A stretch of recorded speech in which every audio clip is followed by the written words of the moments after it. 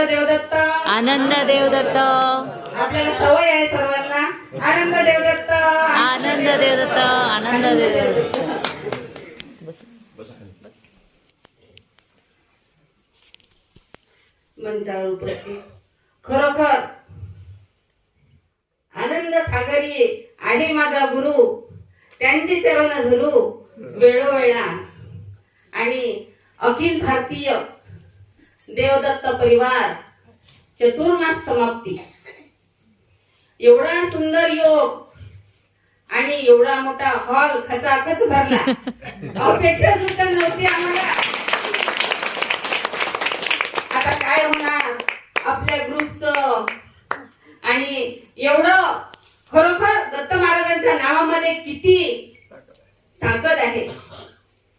आज मंचावर उपस्थित गुरुवर्य ताराचंद महाराज, समस्त गुरुबंधू आणि व्यासपीठवर ते सर्व माझे आदरणीय श्रद्धास्थान असलेले म्हणजे मामा, त्यांनीच मला हे दोन शब्द बोलायला शिकवलं. आणि अचानक त्यांचे विद्यार्थी असतात आणि ते उभे करतात बेंचवर, वृंदाताई आता काय बोलणार. आणि इथेच त्यांच्या शिक्षणाची कसोटीच असं म्हणावं लागेल. आपल्याला मामा नेहमी शिकवतात की लोखंडाला परीस जर लागलं तर त्याचं सोनं व्हायला काहीच वेळ लागत नाही. आणि हे सोनं होण्यासाठी आपल्याला काय मिळालं? अखिल भारतीय देवदत्त परिवार. आणि खूप काही वर्ष झाले नाही मला जुळायला, 2-3 वर्ष झाले.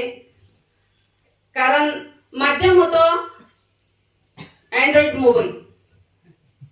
आधी साधे मोबाईल होते सर्वांकडे. आणि त्यावेळेस कधी कधी दादा आम्हाला जुळवत होते, दिगंबर भाऊ मुरमकार, की बाई खूप सुंदर कार्यक्रम असते, तू ऐकत जा. छोटे छोटे मोबाईल होते आणि त्याच्यावर ते ऐकवत होते आम्हाला. आणि त्याच्यानंतर ऐकण्याची आवड निर्माण झाली. आवड निर्माण झाल्यानंतर खरोखर आवड जर असली तर आपल्याला सवड नक्कीच मिळते. लावू आवडी मनाला, लावू आवडी मनाला, लावू आवडी मनाला, लावू आवडी मनाला. जाऊ दत्त, जाऊ दत्त दर्शनाला, जाऊ दत्त दर्शनाला. मुक्ती मिळवा जीवाला, मुक्ती मिळवा जीवाला, मुक्ती मिळवा जीवाला, मुक्ती मिळवा जीवाला. जाऊ दत्त, जाऊ दत्त दर्शनाला, जाऊ दत्त दर्शनाला. आणि आवड, कुठलीही आवड असू द्या, आवड असली की बरोबर सवड मिळते. आणि मग ते आवडीसाठी आपण काय काय करतो. आपल्याला जर आवड असली तर आपण आपलं बरोबर तसंच बॅकग्राऊंड तयार करतो की बाबा चला आपल्याला जायचं आहे.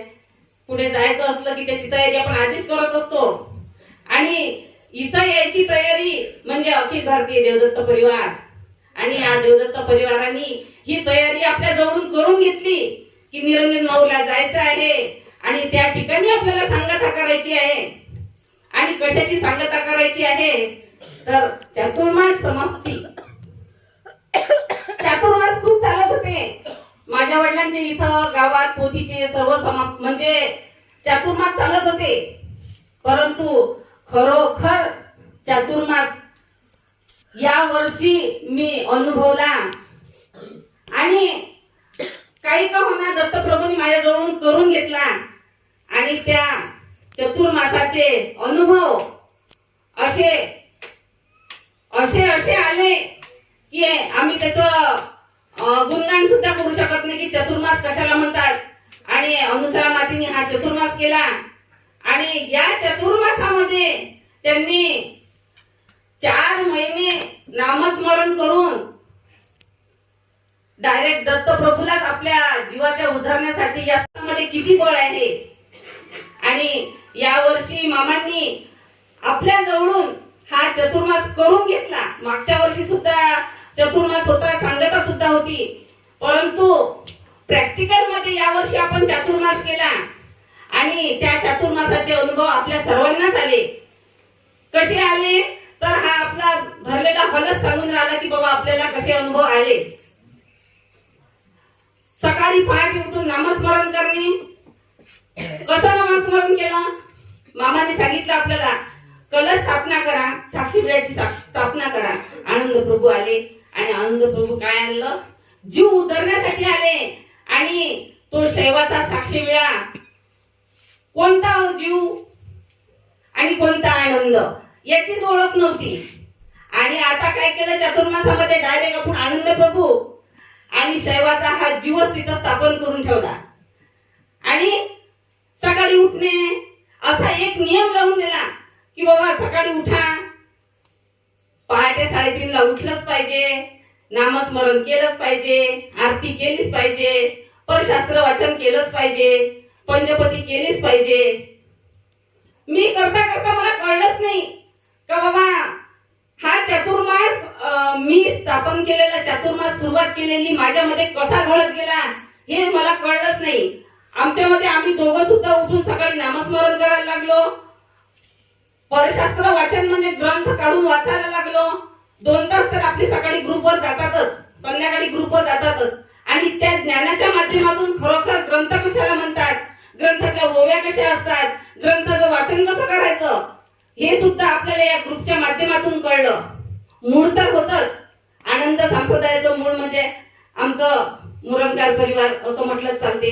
आणि आमचं घरानं माझ्या सासूबाई म्हणजे असं का कुठेही पूजा असली की त्या रात्रभर पूजेला जात होत्या. एवढं माझ्या सासूबाई नामस्मरणामध्ये तल्लीन राहत होत्या.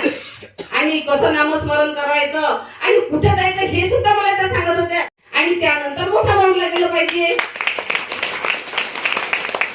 परंतु त्यांचा शब्द तो आज 30 ते 35 वर्षानंतर मला हे निरंजन माऊर घडलं. आणि ते अखिल भारतीय देवदत्त परिवाराच्या माध्यमातून. पूर्वीपासून आम्ही माऊरला जात होतो का बाबा शिखरावर जायचं, दर्शन घ्यायचं. आणि पूर्वीपासून परिक्रमा करायची माझ्या वडिलांनी आम्हाला अशी सवय पडली होती की जेव्हा आम्ही छोटे होतो तेव्हा बाबांच्या खांद्यावर बसून परिक्रमा मी केली आहे. आणि त्यावेळेस असा लाड होता की मुलीला बसवलं का मुलाला नाही बसवलं, मग एकीकडे दादाला घ्यायचे आणि एकीकडे मला घ्यायचे आणि चालायचे माझे वडील. किती प्रेम. आता तर वडिलांना वेळच नसते मुलांना द्यायला. त्यांना जर का काम पडलं मुलांना बाबा ते काय करतात, मोबाईल देऊन टाकतात आणि आपले आपले कामं करतात. मुलंही मोबाईल पाहतात आणि आई वडीलही मोबाईल पाहतात. एवढे कष्ट केव्हा करतील आणि तेव्हा त्यांच्यात हे संस्कार कसे घडतील? खरोखर मला असं वाटतं मी जास्त वेळ घेत आहे आणि कुठेतरी आपल्यामध्ये बदल जो घडला तो चातुर्मासामध्ये.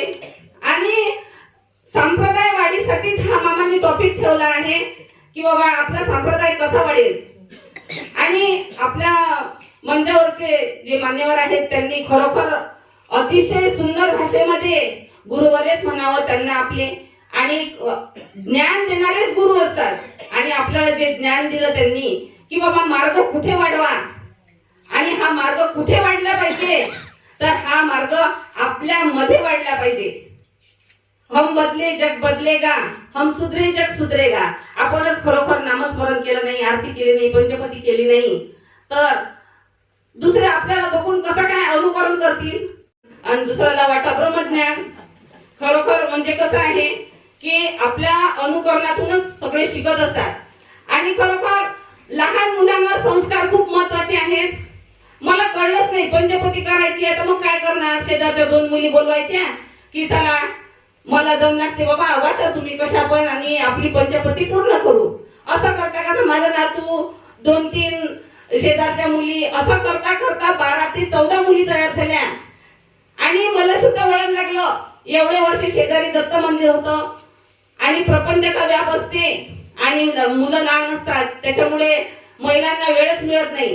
घरात करतात व्रत वैकल्य, उपास तापास आणि ते उपास तापास करणे हे तर आता दत्तमार्गी घरानं असलं म्हणजे आमचे बाबा म्हणत उपास करायचा असेल ना तर 2 टाइम जेवा. बाबा सगळे उसळसाठी उपास करतात, उसळच खा ना मग, 4 टाइम उसळ खा. असा उपास करा की 4 टाइम उसळ खा, 2 टाइम जेवण करा आणि 4 टाइम उसळ खा. हो. असा आमचा उपास असायचा. म्हणजे सगळ्यांना उपास असायचे तर बाबा याच्या घरी उपास आहे त्याच्या घरी उपास आहे म्हणजे उसळ होतेच. लहान मुलांना त्या उपासाचीच आवड असते. कशाची? उसळची आवड असते. तर बाबा सांगायचे की दिवसभर उसळ खा, दिवसभर जेवण करा, पण असा उपास करा की आपल्या याच्यात बोल दत्ता आणि हात भत्ता. आपला दत्त मार्ग कसा आहे.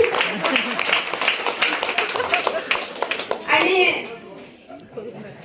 असं करत करत मला वेळ मिळाला आणि मागच्या वर्षी तुम्हाला सांगितलं होतं खरोखर आमच्या गावामध्ये दत्त मार्ग म्हणजे प्रायोजकच असं म्हटलं तरी चालेल. आणि आम्ही दोघच होतो आणि मंदिरावरही कोण जात नव्हतं. आम्हाला सुद्धा वेळ मिळत नव्हता. चातुर्मासाच्या माध्यमातून म्हटलं बाबा काय फरक पडते, 4 महिने तेच करायचं. आपलं मस्त पैकी भरणं घासायचं, टोपलं भरायचं फुलाच्या हाराचं. आणि आमच्या साहेबांनी तर खरोखर आवड आहे का बाहेर बारीक फुलं कशाला तोडता. यावर्षी असं केलं की असा गार्डनच तयार केला आमच्यासाठी फुलांचं. आणि रोज पिशवीवर फुलं आणायचे, दत्त मंदिर सजवायचं, त्यात 2-4 मुलं असतात. असं करता करता आमच्या इथं या वर्षी दत्त जयंतीचा कार्यक्रम एवढा सुंदर झाला की सगळ्या गावांनी वर्णन केलं की खरोखर दत्त मार्ग कशाला म्हणतात. सर्वांना वाटत होतं दत्त जयंती करणे म्हणजे गुरुचरित्राचं वाचन करणे, स्वामी समर्थाचा जप करणे. म्हणजे त्यांना दत्त मार्ग हा कळतच नव्हता. अनुसूया माता काय आहे हे सुद्धा कळत नव्हतं. अरे अनुसूयाचं बाळ आहे दत्त हे त्यांना माहीतच नव्हतं. त्रिगुणात्मक त्रिमूर्ती दत्त हा जाणार ही आरती आमच्या मंदिरात नेहमी होत होती. गणपतीची आरती म्हणायची आणि त्रिगुणात्मक त्रिमूर्ती ही आरती म्हणायची. आणि त्याच्यामुळे हे काय ब्रह्म विष्णू शंकरच दत्त आहेत असं समजून गेले होते. आणि अशा प्रकारे आमच्या इथं यावर्षी 300 ते 400 लोकांचा दत्त जयंतीचा कार्यक्रम झाला आणि एवढी अप्रतिम दत्त पूजा झाली आणि याचं वर्णनही करू शकत नाही. परंतु हा बदल घडला कुठे हे आम्हाला कळलं नाही. तर हा बदल घडला की हा दत्त मार्ग वाढवायचा असेल तर हा दत्त मार्ग आपल्याला पहिले आपल्यामध्ये वाढवावा लागेल. आणि जोपर्यंत आपण आपल्यामध्ये मार्ग वाढवत नाही, आपल्यामध्ये ज्ञान संपादन आपण करत नाही, तोपर्यंत आपला मार्ग वाढणं कठीण आहे. जोपर्यंत आपल्यामध्ये कुठल्याही गोष्टीची धारणा होत नाही.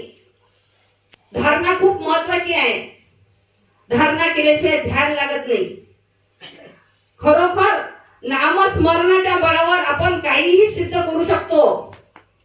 नाम घ्या नाम घ्या नाम घ्या रे तुम्ही दत्त दत्त दत्त नाम घ्या रे, तुम्ही दत्त दत्त दत्त नाम घ्या रे.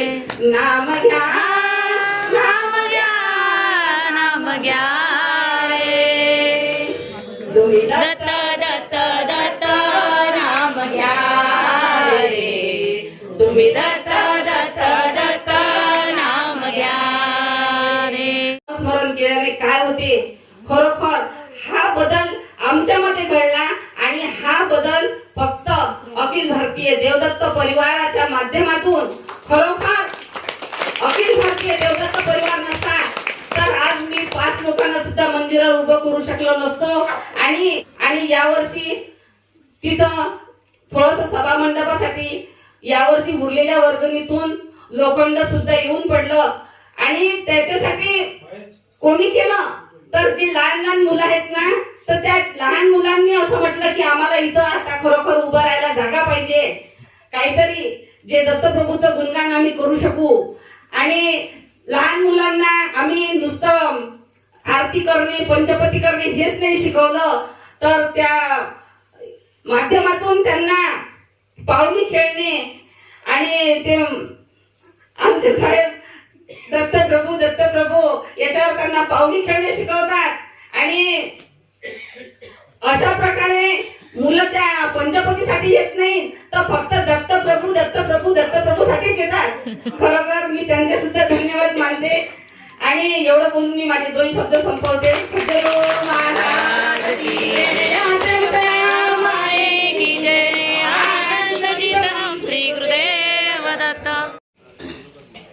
खूप सुंदर असा बोध आणि प्रत्यक्षात करून दाखवलेले अनुभव त्यांनी विशद केले. धन्य धन्य असे परिवार, याला म्हणावे आनंद कृपेला पात्र ठरलेले भक्त. आणि हे प्रत्येकाचं कर्तव्य आहे हा आदर्श त्यांच्याकडून घ्यावा आणि प्रत्येकाने हा आमूलाग्र बदल घडवण्याचा प्रयत्न करावा. प्रयत्न वाळूचे कण रगडिता तेले असाध्य काय? या जगात असाध्य काहीच नाही. असाध्य आहे आपले स्वतःचे विचार बदलवणे. ज्याला स्वतःचे विचार बदलवता येतात तो जग बदलू शकतो. खूप सुंदर असे विचार मांडले. धन्यवाद. आनंद जातो.